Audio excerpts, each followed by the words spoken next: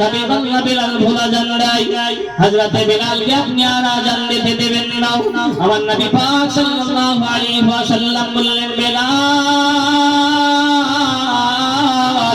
আর আপনি আযান দেবেন না আপনাকে নিয়ে যখন মানুষের মধ্যে এত খুনতি শুরু হয়েছে আর আপনি আযান দেবেন না তৎকালীন যুগে শিক্ষিত বলে প্রমাণিত হলো হযরতে আমির হামজা রাদিয়াল্লাহু তাআলা আনহু আমির হামজা রাদিয়াল্লাহু তাআলা আনহু আযান দেবেন হযরতে বেলাল রাদিয়াল্লাহু তাআলা আনহু কে আমার নবী পাক সাল্লাল্লাহু আলাইহি ওয়াসাল্লাম ইশার নামাজের পরে বললেন বেলাল আর আপনি আযান দেবেন না এই কথা শোনার পরে হযরতে বেলাল মসজিদে নববীর এক কোণায় গিয়ে কান্না করেন আর বেলাল মনে মনে বলেন যদি পৃথিবীর কোন মানুষ আমি বেলালকে যদি আযান দিতে বারণ করতো আমি বেলাল শুনতাম না সব সাহাবায়ে কেরাম যদি আমি বেলালকে বলতো আযান দিও না বেলাল আমি বেলাল তোদের কথা আমি শুনতাম না কিন্তু আমার দয়ার নবী যেহেতু বলেছে বেলাল আর আপনি আযান দেবেন না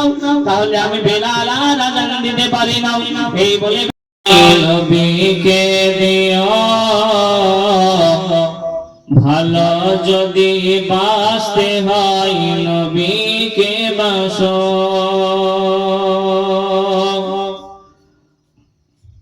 মন যদি দিতে হয় নবীকে দিও ভালো যদি বাসতে হয় নবীকে বাসো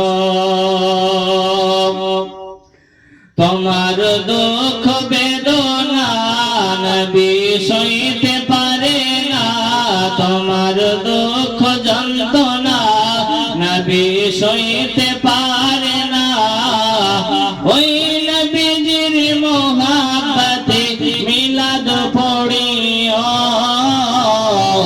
মন যদি দিতে হয় নবীকে দিও ভালো যদি বাসতে হয় নবীকে বাসো সারা জীবন কাঁদলেন নবী এই যে দুনিয়া এখন কাঁদেন তিনি সোনার মদিনায় সারা জীবন কাঁদলেন নবী এই যে দুনিয়ায় এখন কাঁদেন তিনি সোনার মদিনায়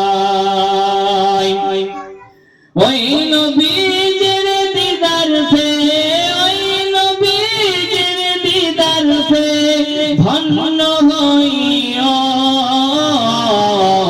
মন যদি দিতে হয় নবীকে দিও ভালো যদি বাসতে হয় নবীকে বাসো মন যদি দিতে হয় নবীকে দিও ভালো যদি বাসতে হয় নবীকে বাসো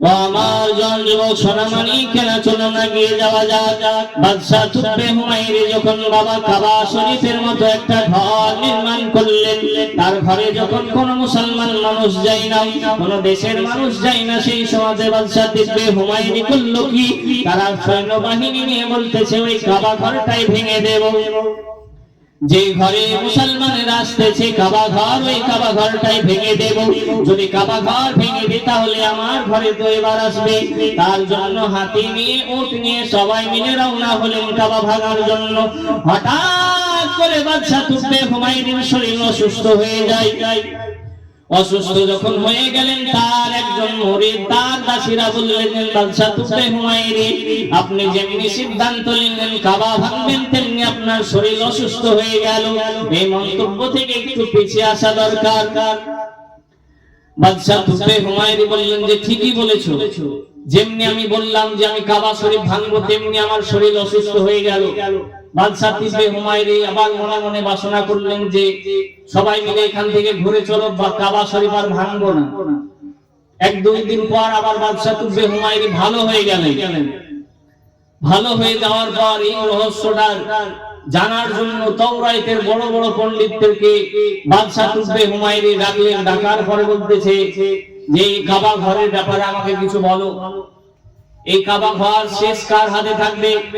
সেই তাওরাতের বড় বড় পণ্ডিতরা বলল যে এই মক্কা শহরে একজন মুহাম্মদ নামে নবী আসবে, তার হাতে এই কাবা শরীফ থাকবে এবং তিনার দেখভাল করবেন এই কাবা শরীফ, এবং তিনার রওজা শরীফ হবে মদিনা শহরে। এবং সেই বাদশা তুজবে হুমায়ুনি সব দলবলকে নিয়ে তার শহরে থাকা বাদ দিয়ে সেই মদিনা শহরে রওনা হলেন। যাওয়ার পরে 202টা ঘর বানালেন। কটা বললাম? 202টা ঘর বানালেন এবং 200 ঘরে আলেম ওলামাগণকে রাখলেন এবং একটা ঘরে উনি থাকলেন এবং একটা ঘর নবী পাক সাল্লাল্লাহু আলাইহি ওয়াসাল্লামের জন্য রেখে দিলেন। যেমন নবী পাক সাল্লাল্লাহু আলাইহি ওয়াসাল্লাম আসবেন এবং এই ঘরে থাকবেন। সেই সময়তে ইসলাম প্রচারই হয়নি, নবী পাক সাল্লাল্লাহু আলাইহি ওয়াসাল্লাম আসেননি।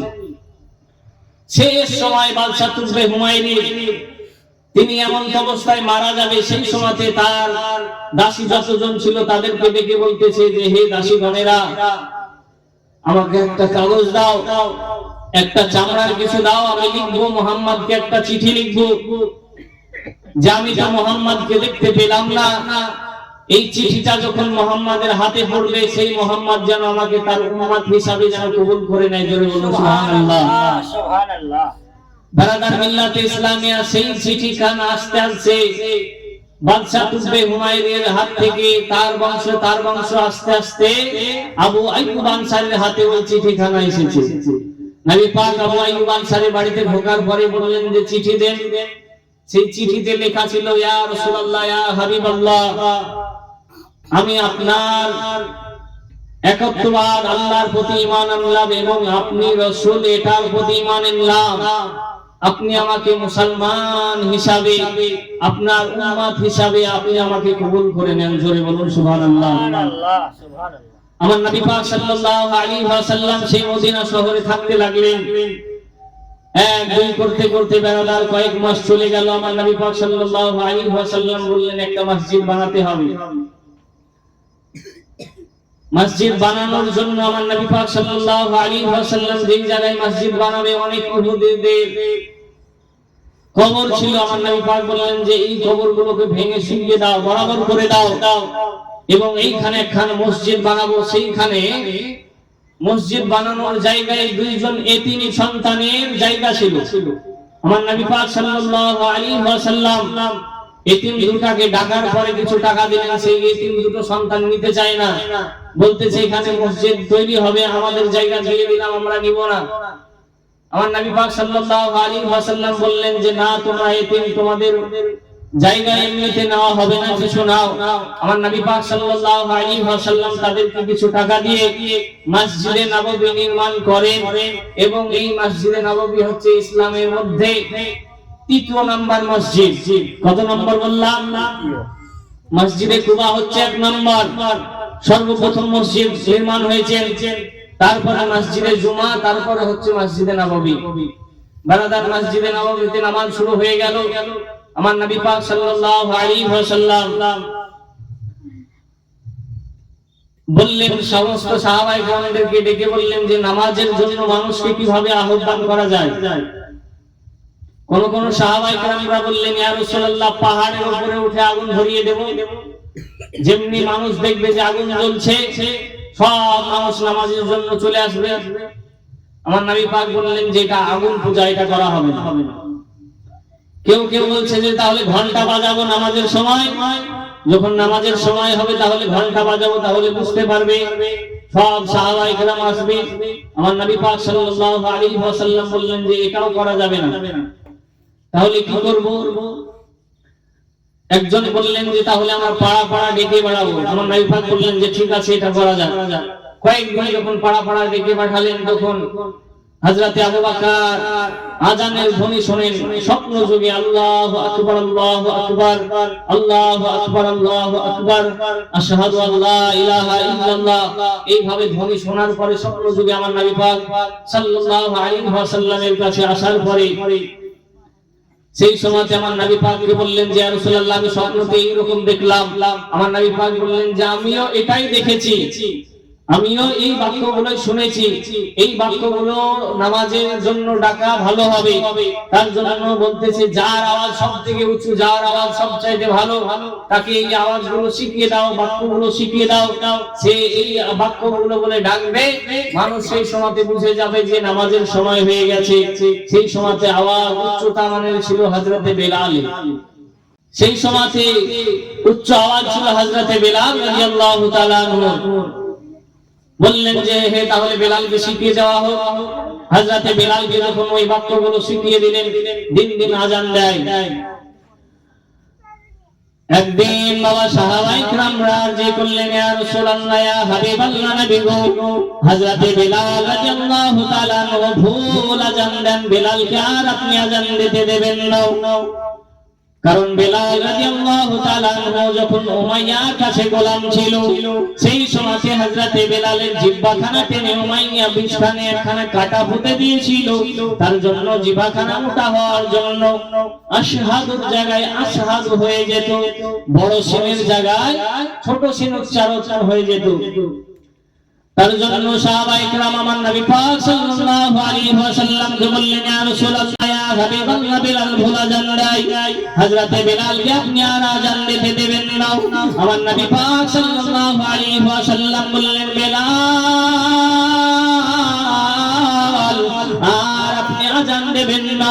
আপনাকে নিয়ে যখন মানুষের মধ্যে এত খুনতি শুরু হয়েছে, আর আপনি আজান দেবেন না। তৎকালীন যুগে শিক্ষিত বলে প্রমাণিত হলো হযরতে আমির হামজা রাদিয়াল্লাহু তাআলা আনহু, আমির হামজা রাদিয়াল্লাহু তাআলা আনহু আজান দেবেন। হযরতে বেলাল রাদিয়াল্লাহু তাআলা আনহুকে আমার নবী পাক সাল্লাল্লাহু আলাইহি ওয়াসাল্লাম এশার নামাজের পরে বললেন, বেলাল আর আপনি আজান দেবেন না।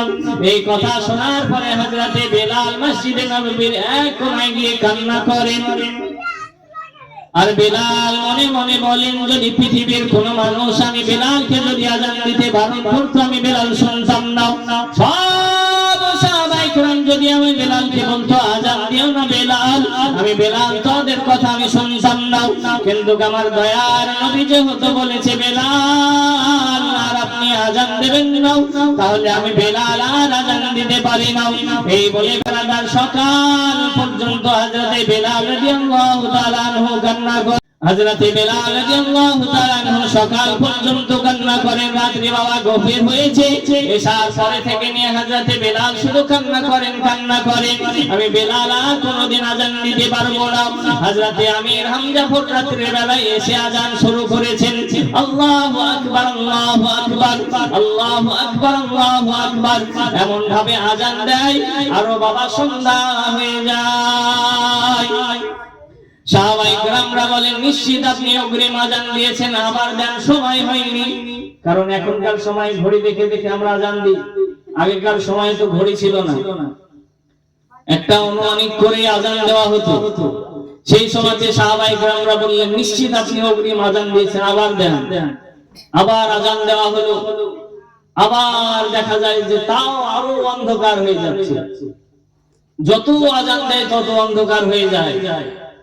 আল্লাহ পাক আল্লাহ তাআলা জিবরিল আমিনকে বলে, ও জিবরিল তুমি পৃথিবীর বুকে চলে যাও, আমার নবী পাক সাল্লাল্লাহু আলাইহি ওয়াসাল্লামকে বলো যেন বেলাল আজান দেয়। পৃথিবীর বুকে আজান হয়েছে বটে, কিন্তু ফেরেশতাদের কাছে আজান আর আওয়াজ পৌঁছায়নি, তার জন্য আজ সকাল হয়নি। হযরতে জিবরিল আমিন পৃথিবীর বুকে আসার পরে আমার নবী পাক সাল্লাল্লাহু আলাইহি ওয়াসাল্লামকে বললেন, দরদি আল্লাহ পাক আল্লাহ তাআলা বললেন যেন বেলালকে আজান দিতে দেওয়া হয়, না হলে যতক্ষণ পর্যন্ত বেলাল আজান না দেবে ততক্ষণ পর্যন্ত সকাল হবে না। আমার আপনার নবী সাল্লাল্লাহু আলাইহি ওয়াসাল্লাম বলে, বেলাল তুমি আজান দাও। হযরতে বেলাল রাদিয়াল্লাহু তাআলা মনে খুশিতে দৌড়াতে দৌড়াতে এসে হযরতে বেলাল রাদিয়াল্লাহু তাআলা আজান শুরু করে দেয়।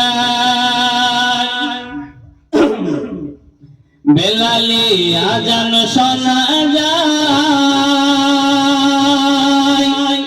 দলে দলে ফারিস্তারা কাতার যে লাগায়, শুনবো বেলালি আজান, গাইব নবীর গুণগান।